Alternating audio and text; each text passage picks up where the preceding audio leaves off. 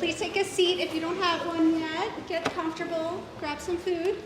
My name is Katie Duval. I'm the Executive Director at Medfield TV and the President of MassAccess. Thank you all so much for coming today. It only took us 4 months to get here, but we are finally here. And I know it was a little bit of a trek for a lot of us today, but at least it's a nice sunny day. It's actually hot, which is a nice change of pace. Yeah, thank you. And I also want to say thank you to my entire board of directors for everything that they've been doing to organize this event and all the events that we've had this year, as well as all of our legislative efforts. So our clerk and governance and membership chair, Rob Chapman, our treasurer, Nancy Albertson, our legislative chair, David Gauthier, our events chair, Karen Henderson, who, you're amazing. Thank you for putting all this together today. Jonathan Boshin, Charlie Smith, Matt Landry, and our returning board member, Liz Harkins. So let's give all of them a round of applause. And again, a special thanks to Karen Henderson and David Gauthier for everything they did to get this event going today, and the events committee and legislative committee as well. I also want to thank our lobbyist, Lindsay Tohill, who's right over there. Thank you so much for everything you do. And then our supporting legislators, Rep. Joan Meschino, Rep. Margaret Scarsdale, there she is, and then State Senator Jason Lewis as well. So I've been told that I am an infectiously optimistic person. And while that might be true, I'd be lying if I said it was easy right now. Many of you heard the news that David shared the other day about our bill. So, you know, it's a little hard to be optimistic right now. I'm human too. And I could go on and on about all the reasons that we could stand to lose the great things that we're offering to our communities, and lose if an act to modernize community funding for community media programming doesn't pass. I'm sure it's a long list for a lot of us, and it's easy to create that list and let pessimism take over. So instead, today I'm going to challenge all of you to reframe this narrative, and let's think about, if this bill does pass, what could we stand to gain? I know it's not just level funding and status quo work. Many of us have been already doing this and meeting these challenges presented to us through years of decreasing funding and a worldwide pandemic. And we've kept that status quo. We've raised the bar of what is possible for centers such as ours to provide to their communities. So let's imagine for a second what level funding could mean for us. We could start making that mental list or painting that mental picture of what that means for our stations. And think about what's starting to blossom there. What can you create? What can you bring? So for me, I see this. I'm the executive director at Medfield TV, and I see Medfield TV as a true community media center, or community center, I should say. It's a safe third space for residents to express their creativity through digital media. It's a hub for education and lifelong learning, and it's an accessible space for people of all abilities to learn and grow. So maybe your mental painting is more specific. Do you see a specific person or specific people or specific programs that come to mind that would really benefit from this funding? And if it's not coming to you right now, that's okay. Go take a walk out to the park later today. Think about it on your ride home or on the T, and ruminate on this this afternoon. Think of what possibilities could there be for your center. This should be your motivation, not the reasons what you would lose, but what you could gain. What encourages you to call your legislators and ask for support? What sparks the creativity to launch a social media campaign, sharing your station's value? What inspires you to talk to your local administration in your town and share your value? What inspires you to table at a town event or even organize an event of your own? It's easy to think about what would be lost, but that's just not helpful. So think of what can be gained, what's to come. Become that infectiously optimistic person at your center. Your community is counting on you, okay? So bring that positivity into today. We have a lot to talk about during our legislative briefing. I don't see David here yet. I would like to turn it over to him, but maybe for now I can turn it over to our legislators. So thank you all for being here. Thank you for making the trip up here, and enjoy the presentation today. Well, good morning. So first, on behalf of myself and my colleague, Representative Scarsdale, and our colleague, Senator Lewis, let me just say welcome to the Statehouse for those of you who are from the Community Access Centers. It's a beautiful building. As you're going around and meeting everyone, don't forget to look around. It is an amazing space, and I hope, to your point, you are inspired by being here in the People's House doing the advocacy work. What Rep. Scarsdale and I thought we might do is talk a little bit about the why, although thank you so much, Katie, you already did a great job inspiring, but we thought we'd talk a little bit about the why. Then for the aides in the room, give you, and the legislators in the room, give a little bit of a summary, a little bit of a history, and talk about what our challenge, but what our opportunity is right now. And then, of course, we'll talk a little bit about action steps. So just really quickly, who in here is a legislative aide? Raise a hand. Yay, no, I met you all. Raise your hands. I want to know interns, all of it. Okay, thank you. I just want to say thank you for coming. Thank you. It's great that your bosses are showing, that your legislators are showing interest in this bill. We have a tremendous number of co-sponsorships, both when we filed the bill and then also when we put it forward in the part of the budget. And then who are the community media centers? Thank you for all coming into fighting the traffic and coming in. We really appreciate that as well. And then I do just want to give two hot, I see Rep. Owens, fantastic advocate for his, and has invited me down there, and I've actually presented to Watertown. Rep. Lisa Fields stopped by, and I don't know if Rep. Hadley Luddy is still here, but she also swung through. There's a lot of things going on in the State House today. So we really appreciate when legislators make time to come here too. The stakes are high, so I'm going to turn it over to my colleague, Representative Scarsdale, just to talk a little bit about why we're here and what our opportunity is. Take it away. Thank you so much. I just want to echo for taking the time to come here. It is really amazing and empowering and energizing to look around the room and see so many different parts of our society represented, and I think it just shows the importance of this bill. I want to take you on a little ride. It's a quick ride, but it is a ride. So about 250 years ago, our country realized some very important truths, right? And it's how we got the First Amendment and freedom of the press and freedom of information. And that worked really well for a long time. And, you know, at some point, probably every town in the country had newspapers. And it was a great way to keep people connected and keep them informed. And a lot of things have changed since then, right? We kind of gravitated towards radio, and then we gravitated towards television, and that became a way that we would get to know our world and understand our place in it and challenges and opportunities.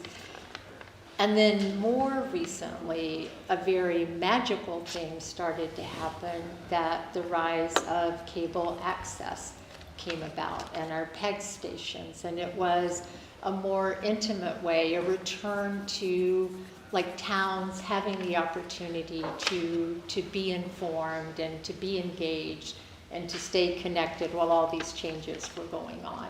And it's not just about like the stations that are on, it's the importance of the information behind the programs that are on these stations. It's how, in my towns, we have something called Candidates Night, where for every election cycle, local election cycle, our cable access stations do interviews with all the candidates, so you can know who's going to be representing you or wants to represent you on a select board or a school committee or a planning board or a board of health. Like, very foundational, really important committees and commissions that decide how your everyday life is going to look, PEG stations brought that into your living room and made that a reality. And it's not just about that. You can take cooking classes, you can take Zumba classes, you can learn technological skills.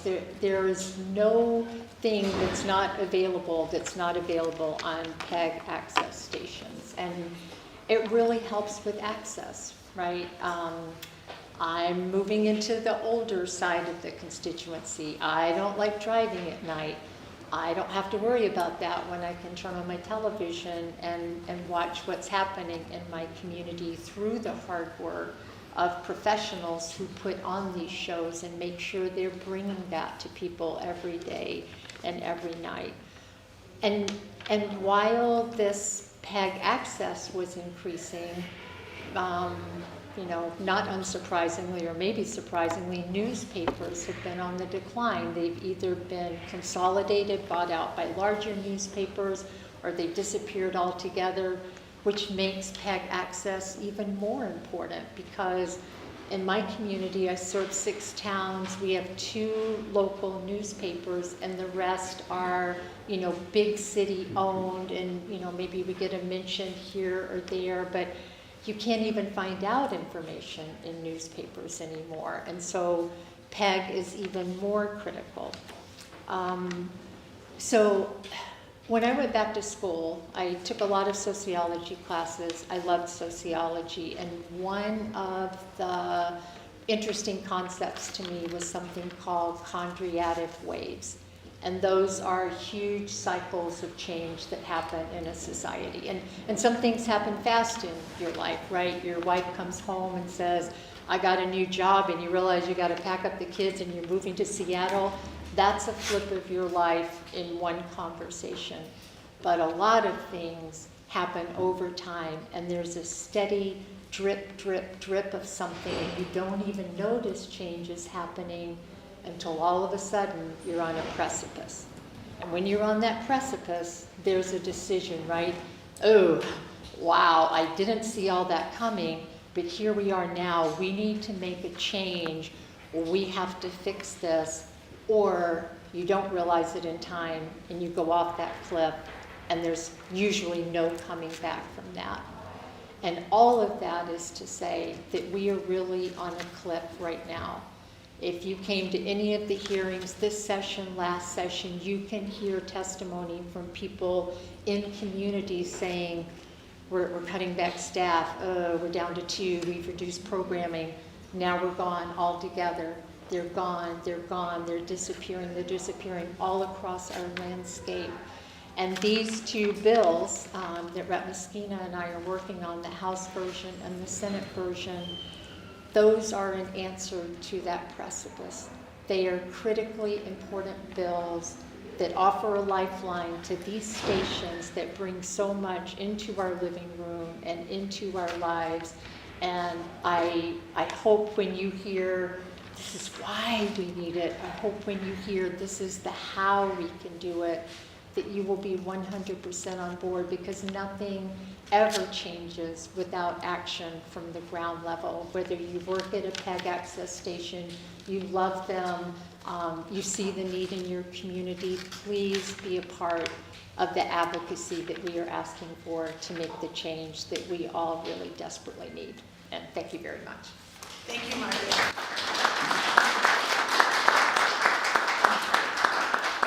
I really appreciate the way that Rep. Scarsdale always talks about this. And now a few details.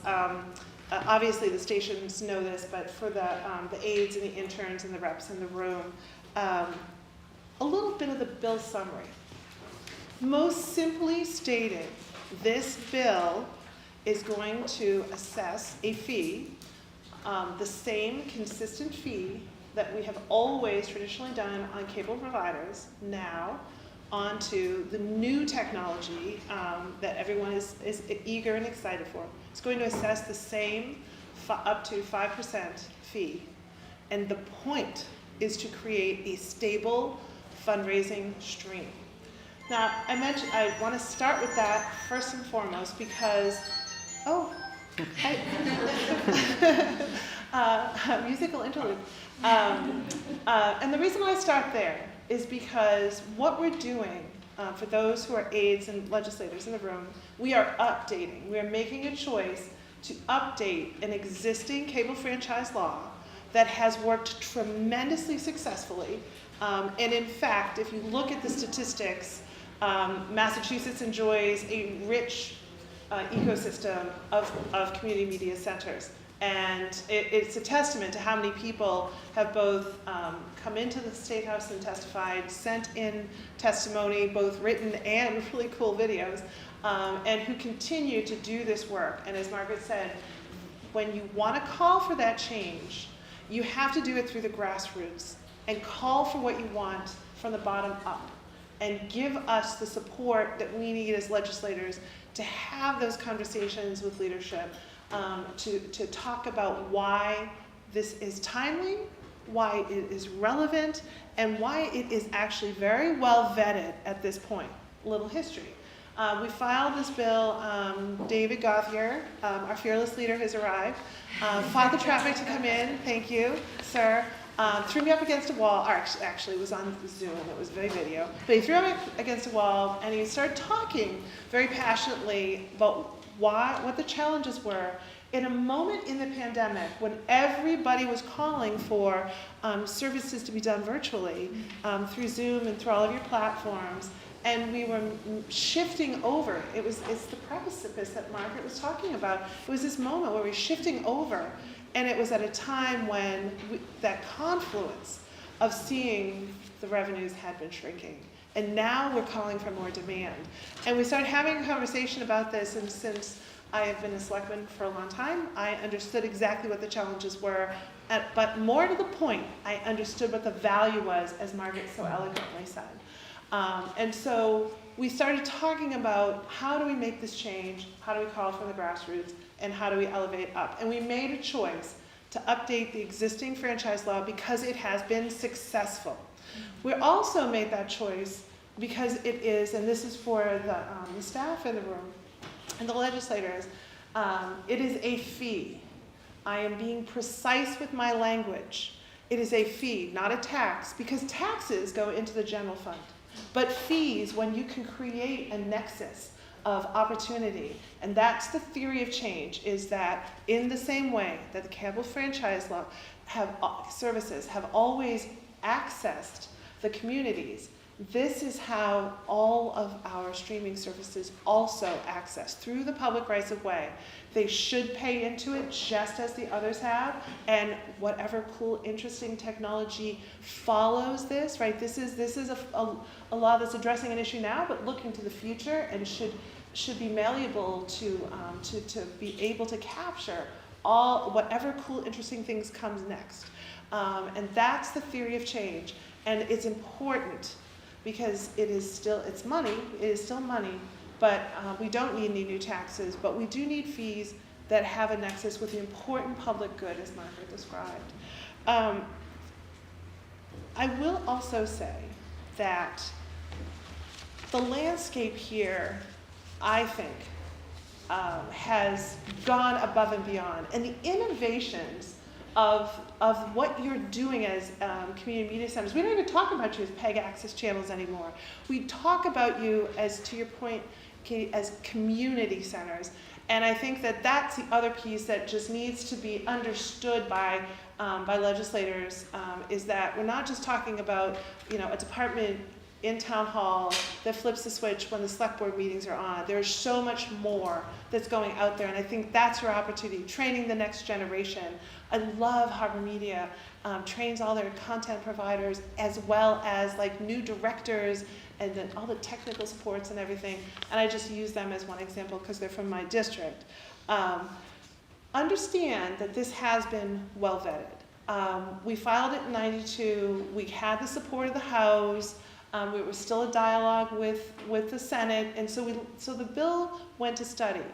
But we refiled it again the following term, and that was where we were able to have finished and continue that dialogue with the Senate chair, and we were able to work out compromise language, which is the bill that Margaret and I filed this term. I should give a really quick shout out to Rep. David Vieira, because whatever community media center was his, went to him and said that our prior partner, Rep. Morituri, was not returning to the legislature, and so he wanted to make whoever that person was wanted to make sure. That is brilliant. They went in. So there's actually the original language got filed as House 106 as well, and that is a testament to all of you for staying in touch and having those relationships with your legislators, because it wasn't even a question. He was like, "It's important to you, done." So just to show that your advocacy is working, in fact, and that language is still on the table. I do also want to just acknowledge very quickly, because this is a question that you will get asked by legislators, who has concerns about this bill? So obviously, the cable providers, the streaming services, those folks, they do not want to pay this, to have this fee assigned to them. It's a cost of doing business. How they choose to incorporate that or pass that fee on, let's just be clear, most of these companies don't internalize that. They, in fact, pass it on. So we will be paying a little bit more, but just remember, we've been paying this for over 20 years through the original cable, so, and it's the same 5% negotiated rate. And so everybody who moves over from cable to streaming services will pay the same fee that they've always been paying. So it really is a net neutral. And then the other piece that you need to tell your bosses is that we also went to DOR and we asked them, what do you think, could you do a little research for us on what the projected revenues would be? And in fact, they said yes, they did the research, and they came out with a number, an initial projection of between $55 and $60 million, which lo and behold, happened to reflect the number of the lost revenues. That's statewide. I will just say that is statewide. One of the other pieces of this bill is that, and you can reassure your municipalities of this, is that we're not asking people to like negotiate ongoing all of these cable franchise agreements. If you've ever been a selectman, you know that that is a chore. It's never pretty and it's a slog. But what we've done is we've said, if you are in this, in the state and you're reaching our customers and you can declare revenues over $250,000, then you should pay the fee at the state level into the same fund that comes to all of the municipalities per capita. And that's our way of saying that everybody should share in the wealth. And then another thing I will just say is that it is actually modest. It's a modest amount of money, but it is a stable source of revenues. And for those of us who have worked on the municipal level, that is probably the biggest challenge you have, is having stable revenue. Because otherwise you're competing with everybody else, and you know there's a lot of good stuff happening, a lot of amazing work happening on the municipal level. So challenges. Here's our challenge. It is May, and we are coming into the end of our formal session, which wraps up on July 31st. And so now, I think we've gotten our favorable reports out of the House and the Senate committee, the Joint Committee. But now our challenge is we're competing with all of the other amazing work that my colleagues have filed bills on. And it is imperative, it is absolutely imperative. You've gotten it this far, you have to keep going to keep this bill in the front of everyone's mind. You need to keep it front and center.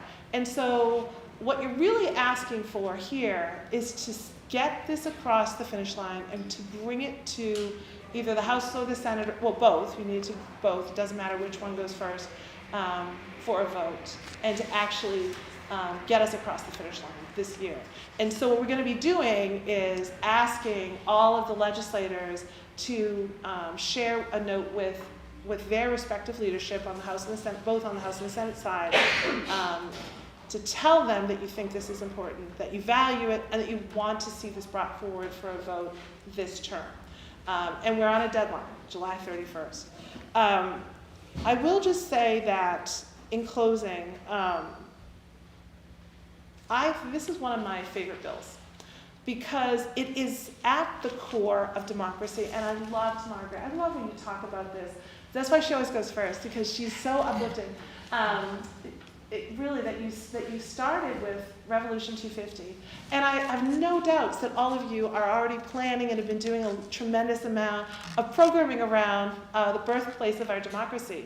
And that is what we are talking about in essence. And I actually was a little grumpy about the fact that it's taking this long, because I'm eager to get it across the finish line. But I think that to have this bill pass in the year that we celebrate Revolution 250, I think is actually a lovely nod, not only to democracy, to transparency, to accountability, really, I just came from town meeting last night, right? This is it, this is the core of it. And in the Statehouse, right? Every committee hearing is broadcast, every session is broadcast. It's the core of it. So I just want to end on that note to say that I think that's a lovely symbol, a lovely synergy. And for you that are the community media centers, go get them. And for you that are the aides and the legislators in the room, thank you for your interest, your eagerness, and your support, because they're coming. So with that, I'd like to bring up David Gauthier. No, come here. Come to me. Round of applause, people. Round of applause. No. This is the guy who made the case, who brought it to our attention, who's seen it through, and who has brought every single one of us along with him. David, kick us off. Oh, kick us off. I never get a round of applause at home. So thank you to everybody. I can't take credit for all of this. I always have to mention that there is a board behind all of this. This is not me doing this. We have a tremendous board that is doing tremendous work, and I've told this story before, and I will hopefully tell it again once it gets past the finish line. When Melinda Garfield pitched this idea, I told her to her face that she was crazy. We would never get that money. But she convinced me, and I've been on board ever since. So I cannot take credit for the genesis of all of this. So I do appreciate you all being here and all taking part in this. A couple of things I wanted to bring up. Number one, it is not the norm that you have legislators that are so knowledgeable and so engaged with your issue. So we really do need to thank Reps Scarsdale and Rep Meschino. Senator Lewis couldn't be here today. I just spoke to him the other night. He was bummed that he couldn't be here, but he has other things to do. The staffs of these representatives and senators that work so hard and engage with us all the time, they really do deserve. Yeah.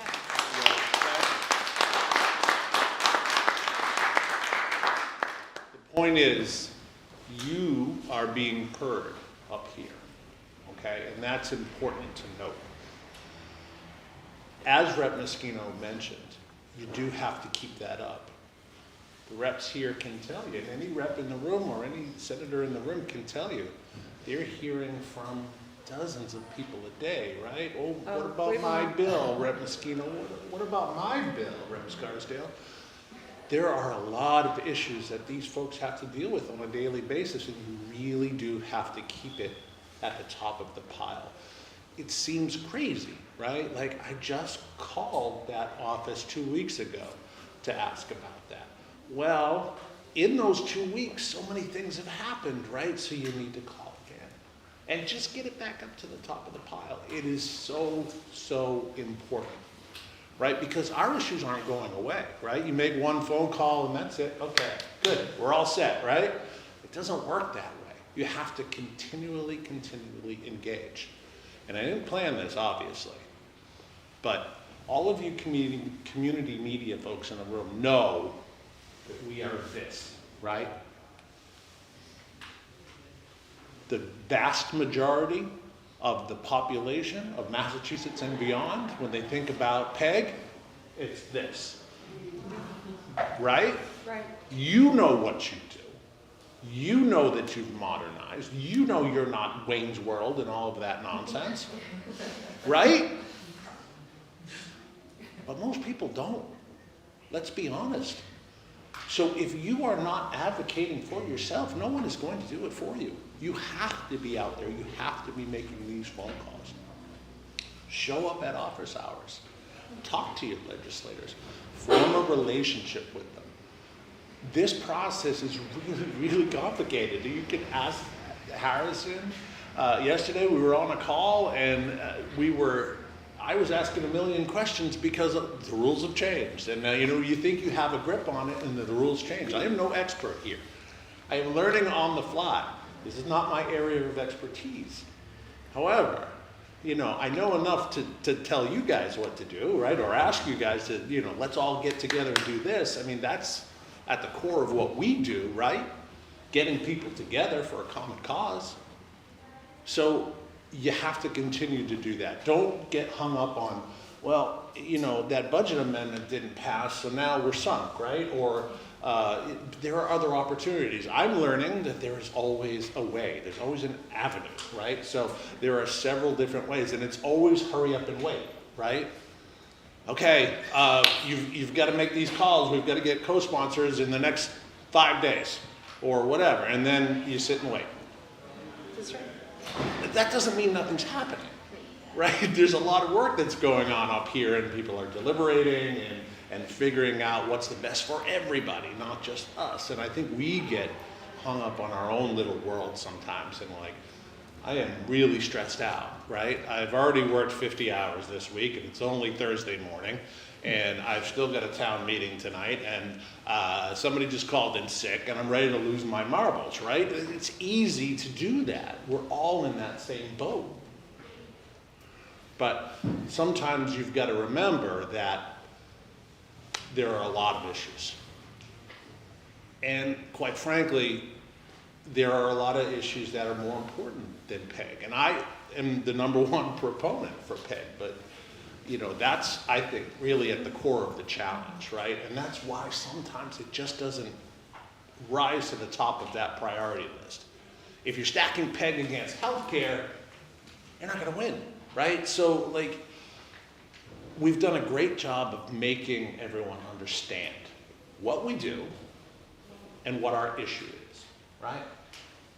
Now the challenge is really just to keep that message going. Momentum. Momentum is a great word for that. All right, so we're gonna push until the end of the session. And as I'm learning now, maybe even after the end of the formal session. Rules have changed apparently. Well, we can certainly, Margaret and I are here, and we can certainly happy to answer any questions. That's what I was just gonna say, right? I don't wanna take up too much of your time. Let's hear from your questions. I'm sure you wanna ask the reps a lot of questions about what's happening and what the options are going forward. Does anyone have questions? Yes. Did you say before that the first filing was in '92? Oh, no, 100, I'm sorry, did I say that? I misspoke, it's 192nd session, so would that be in 2022. 22, the 192nd. And so how many times has it been passed over or? Yeah. So, was it 2018? All right, there you go. Sorry. We lost a few years over The pandemic is like this whole black hole of that I swirl around. That really happened? Yeah. So what happened was, so I filed it in the 192nd session.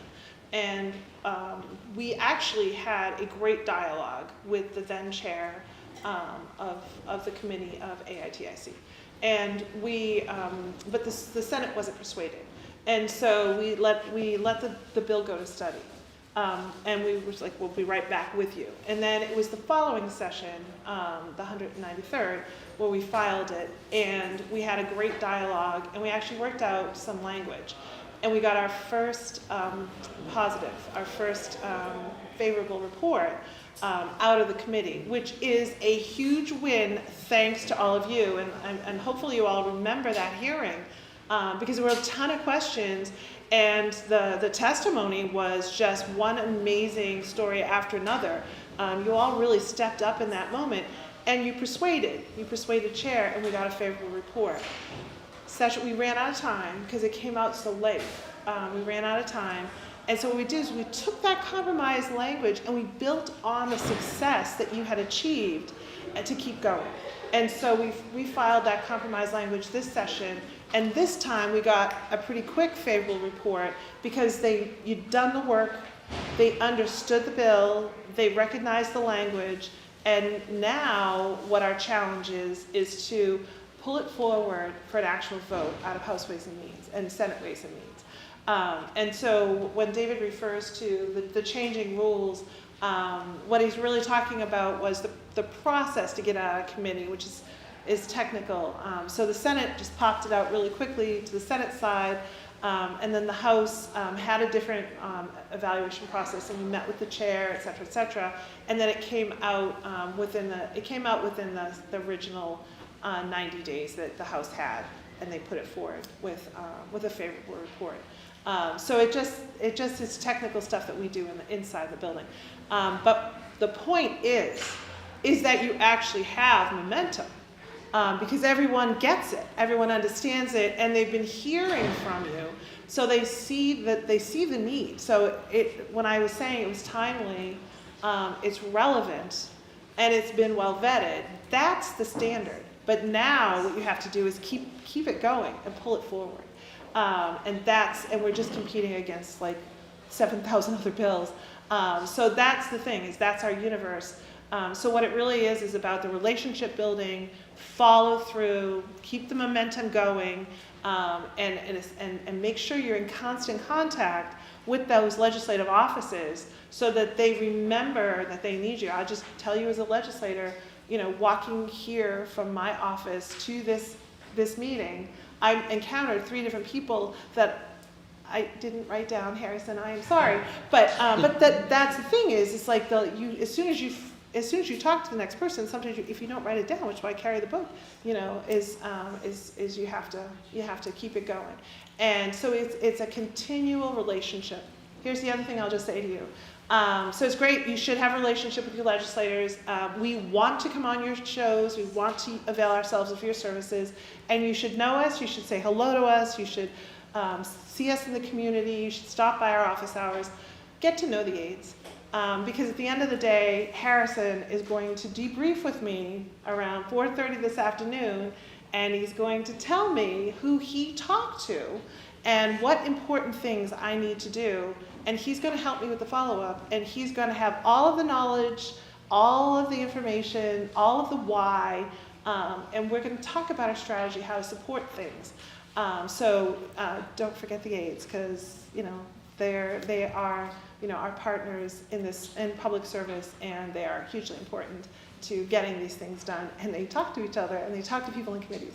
So they are tremendously important. So if you swing by my office hours and you get Harrison, be grateful, because he's got the most up-to-date information. So just to keep that up. And can I just quickly say, for perspective, and I did not know this, I'm finishing my 2nd term. My 1st term, it's like, oh, all these bills, and they're just, most of them are going through, right? There are very few bills, and they are very specific, and they've already had background work that would ever make it through on their first time filing in a general court. So it's not like, oh, we're on our 3rd term, something's going really wrong. It's sort of the process. The first time it's like, hey, what's this? Let's talk about it and start unpacking it a little bit. It moves this far along, and then the 2nd time around, it's like, oh yeah, we saw that last time. Here are a few things we might need to change, and it's getting further along. And now we're in the 3rd time, so it could really be the right time to get it across the finish line because of the urgency of it and because it has been vetted. So. Yep. And we're updating the Mass General laws. That should be intentionally and thoughtfully done, no matter what we're talking about. So. Yes. Other questions? Great question. Hi. Hi. We have Representative Giannino and Senator Wright. I believe they're aware of it, but I want to ask an optimistic question. Sure, please. You have great legislators. So let's say it does pass. Yes. This board forms. How long would it be before it would be implemented? Yeah, that's always a great question. So once a bill is passed and signed by the governor, it's 90 days before it goes into effect. There would have to be probably some rulemaking and regulatory and setting up of the board. Most of the people are designated by their office, and keep in mind, you know, the bill can still shift and shape and change, right? So you have to adapt to those things. But usually, I think you can see that within a year. I think this one actually, because we're aligning it with an existing structure, an existing infrastructure, I think you really could see it come pretty quickly. One of the things that changed in the language that we compromised on was, instead of just setting you know, a 5% consistent with cable franchises, is a board to do the research and say, what is the market? What will the market bear? What's really? Is it 4%? Is that really what it is? So that it could go up, it could go down, but And that. it's in addition to the cable current one as it goes down? Well, so it would set it. Cable would still be negotiated, but it would be set. So, you know, my expectation would be is that you have to treat everyone the same, fairly and equitably. So what I think you're going to find is what's everyone negotiating, and then what is that consistent. And then I think what you would probably see is everything shift to, you know, what is the average and what should it be. So. I think there will be it'll be interesting to see how they handle that, but I think usually it takes about a year to get into there. But If it passes, everyone can tell the board of selectmen. that's right, it'd be very exciting. Whereas just a held town meeting and they just put it through for, you know, the transfer into the account. So we do have Senator Lovely's bill also in mind to pair with this as well, so that it just comes in. And that you don't have to actually wait for town meeting to take further action, because they can't do anything with it. It really can just come in, and that's how it used to happen. So we also have Senator Lovely's bill in mind, and we thank her for her advocacy and on behalf of all of the community media centers as well. So yeah, other questions? You mentioned that opposition was coming primarily from cable companies and internet providers. Is this emerging as a partisan issue in any way? And also, what arguments might we face beyond it's going to cost money? Right. And then finally, has the governor said anything around this issue? So it is not a partisan issue. In fact, before Rep. Scarsdale came into the legislature, this was co-filed with Rep. Matt Muratori, Republican from Plymouth. And in fact, the original language, I remember we referenced Rep. Vieira is also a Republican, who filed the House 106 with the original language, because he just didn't know. He wanted to make sure it was preserved as an option. So it is not a partisan issue at all. Really, the opposition comes down to money, right? These are companies, and we want them to be successful. We want them to make money, but they really do owe us that accord to invest in the infrastructure and the way that we have always relied on. And that's why we chose this mechanism. We could just do a sales tax, but I don't think anyone wants new taxes, and then we can't control that money because we're creating a nexus, and that's the important piece, is that this is money for an important public purpose, and that's the nexus. I have not asked the governor about this at all, so I'm really not sure what she or her team would have to say about that, but you know, The lieutenant governor is aware of it. Oh, the Yes. lieutenant governor's aware Well, of it. Lindsay Toghill is here. Hi, Lindsay. Yeah. And Lindsay is our lobbyist, and she had an event at O'Neill and Associates that she encouraged me to attend with the lieutenant governor, who I kind of have a relationship with. I'm from Salem. She's the former mayor of Salem, so you know we get to talk every now and again. Sometimes I see her at Planet Fitness doing her thing. You know what I mean? But she is very well aware of the bill. She understands the issue, and she is a supporter Former for mayor. what it's worth. She understands, yeah. So, yeah, yeah. So great. Anybody else? No? Yeah, to return to that matter of the that board to research what the assessment fee would be, I'm curious. As I understood it, the language is that it would be reassessed every year. Is that Yes. correct? And I guess I'm curious, would that potentially create any concerns for it being a less than ideally stable fee, or yeah, how would it be? Would we kind of be battling every year to keep that up and not go down to 0.5%, or what would the protections on that be like? Yeah. No, I think it's a great question, and it was part of the dialogue that we had with them as opposed to a flat fee. I think the downside, right, is what you're saying, is we just want to know, right? We just want to know what's reliable. I think the upside to it is that it's going to always be in the realm of consistency of where it had been before.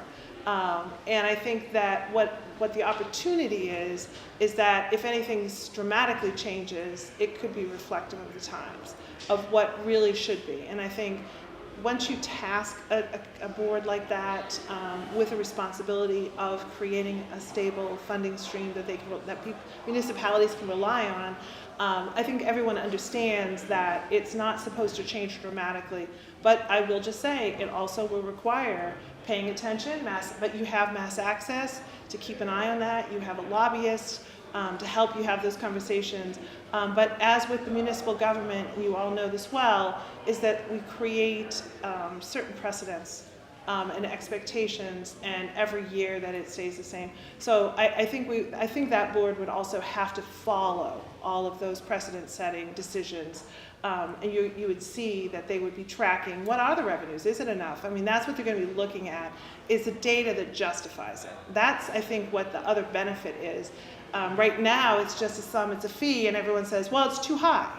And I was like, well, maybe it is, but as cable companies were losing, right, their clients to the streaming services, they were increasing their cost. They were increasing their fees. So 5% of what was a little bill before is now 5% of a bigger bill, as they're trying to stabilize their own revenues as they're losing their customers. So what we're saying is, let's follow those customers, and then it will all settle back down to 5% of a smaller amount and a stable amount, because the universe of customers is the same.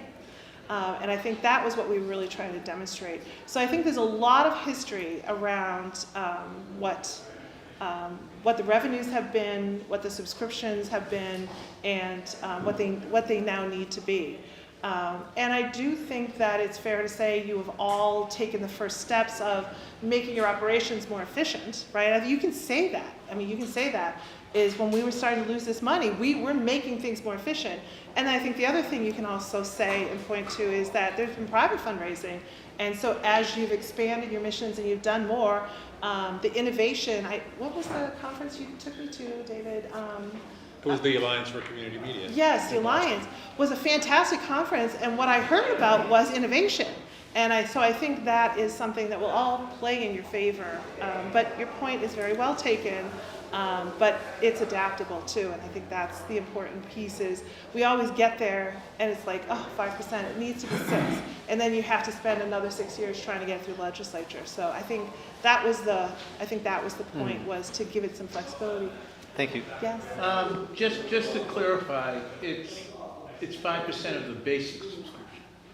Yes. Okay, because if it's 5% of what I pay, it's a lot more than 5% of the basic. So if it moves, who's moving that? It's Comcast. Right. So if they up the basic subscription, the 5% to us goes up. If they Right. lower it, Right. it takes 5% away from us. Right. Yeah. I mean, that's important to understand. Right. It's just the basic subscription. It's not, Nesson isn't involved, ESPN isn't involved, all of those cats aren't involved. It's just the local news, right? Well, but now Nesson would be involved. In the streaming platform. Right, because they're the streaming platforms, and that's what we're really doing is capturing all of those streaming platforms. Yeah. As people let go of their basic cable subscription, because they're all on their YouTube or whatever streaming platforms. I mean, you can watch town meeting on YouTube, right? So, and I think that's the important piece to notice is that cable franchises, I don't know if they'll disappear altogether, but people are really excited about new technology, and the bill is meant to reflect whatever new technology comes down, the things I can't even imagine could possibly come, but that's a great point. So, And I think that's why the DOR study in 2024 was so important because it demonstrated Right. that it is not going to be this windfall of No. funding that our opponents were saying that it was going to be for us. Right. You know?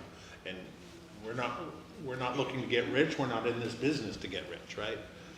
We're just looking to maintain. We don't want to cut the services that we've been offering for decades. Yeah, and at the time when people are really calling for more services Right. from you. So just remember, stable revenue source. So, but that was a great It's question. from the $9.99 when I first signed. Oh, yeah. All right, we don't need to talk about how old some of us are. Do you all feel comfortable going out and talking to these legislative offices? Okay, good. And then just remember, if you get a question you can't answer, it is okay to say, I don't know, but I will research that for you. I'll talk to the reps and we'll get the answer for you and we'll get right back to you, and be glad for that opportunity because that's another moment of engagement. And then you follow up again and say, I sent you that information. Did you understand it? Was it clear? Should I have Rep Meschino and Rep Scarsdale call you? So it's really about the relationship building, and you guys are great at that. So go get them. There was a question. Oh, sorry, one more. Karen. Just kind of along those lines, you were talking about contacting our reps, and I know that we start to feel like we're sending a message saying, okay, so now can you please co-sponsor this new number, and then a little while later, okay, switch, and now can you please co-sponsor this Don't worry number? about that. But I think it's important for us to know, those of us who are in local access and don't experience the legislative process, that I'm hoping all y'all are No, hoping to get, that's like, good. you expect those messages. Yes. It's not like you think, oh God, they're bugging me again, and the number has No, changed. Like, no. that's the way it works. That's the way it And works. it's good for us to know, because people feel like, I can't possibly No, ask no, them again. that is the way it works. It absolutely is. We get tons of information, tons of messages from people following through on us. Honestly, the way our office looks at it is that you're the ambassador on this topic. You need to tell me when I need to take action. You need to keep me up to date on how it's going, what the latest information is, and please, please, please tell me when I need to do something and what it is I need to do. I'm going to use the budget process. You all know the House just voted its budget at the end of April, and Margaret and I filed an amendment at the suggestion of Ways and Means. We filed an amendment to the budget process, thinking it could be an outside section, a good vehicle, right?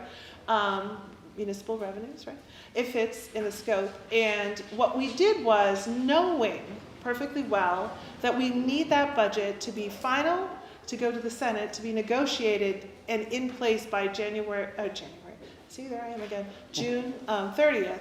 They really didn't include a lot of policy outside sections like this because they wanted a streamlined bill. But that said, we used that as an opportunity to go to all of our legislators and say, will you sign on and show support? It's a way of showing support so that when Ways and Means went through it, they're like, oh, Scarsdale and Meschino got 50 people to sign on. There's support for this. We need to put a pin in it and come back to it. And that's what we do, is we use it. And as soon as the budget was done, poor Harrison had to call and bug Ways and Means and just say, can we get some time to talk to you about all the support and the ongoing and how do we get this across the finish line? So everything you say in the building, every conversation with the aide, with the rep, with the senator is a prelude to a negotiation. And it all builds together as part of our plan to advocate and get it across the finish line. Most likely, so we'll follow kind of a couple of different themes. The House doesn't like to do small bills. So what we'll do is we'll be pressing to just bring it forward as it is. And we have a couple of ideas what could come forward with it, including Senator Lovely's bill. But what we'll do is probably drop it into Margaret, what is it? Yes, thank you. EcoDev, Economic Development Bond Bill will come forward at some point, and that's a good mechanism for this as well. So we'll be advocating to bring it forward as is. We'll be looking for opportunities to put it into a larger vehicle, and we'll be doing all that between now and July 31st. So are you guys in? Yes. Oh, come on. I need a yes, I need a hallelujah. Come on. All right. Yeah. All right, what do we need to do? So when we go to our legislators this afternoon, Yes. They're gonna go to their legislator's office and meet with their staff. And they will be Legislators. excited to see you. Yes. When we go there, what are we asking them? We are asking them to send a note to the Speaker's office, to Ways and Means, and to bring this forward. That would like to see this get voted into law, to bring it forward for a vote. That's what we're asking for. And now's the time to do that, so that we can get into the queue for bills that will come forward. There's only, what are we, May? So we have, 2, 6, what do we have? 10, 11 weeks left? We only have 11 weeks. We only have 11 weeks left. Go get them. So that's the thing, is you have to get into the queue. And that's what we're trying to do right now, is get into the queue to be brought forward for a vote. Yeah, and if they're not in, because it's a little bit of a slow time since we just finished the budget, leave a note. Leave something with the receptionist in that area. If the whole thing is closed, slip a note under the door, go home, send them an email. Call. We like phone calls. Call, that's right. Because you yeah. guys are happy. You're happy people. So you're looking for the This is positive a and the great opportunity. Those are nice calls to get, right, Harrison? Yes. Those are appreciated phone calls. And no legislator wants to miss out on something that's coming forward with positive momentum. And your positive momentum, this is a good bill. This is a nice bill. This is a positive, constructive, helpful bill. So, yeah. So. Can you remind us of like numbers, so they know exactly what bill we're talking about? So H.91. it's H.91 So and if you're like me and you need notes, Yeah. we have them. okay. Yeah. Yeah. Right. Because I was going to say the Senate bill has a new number. I don't know why. 2556. 2556. Yeah, 2556. So yeah, and so Margaret and I will be around. Our aides are around. But yeah, get your fact sheets and go knock some doors. And thank you. We appreciate it. Can I bother you for a moment? Yes, sir. Sarah? Thank you.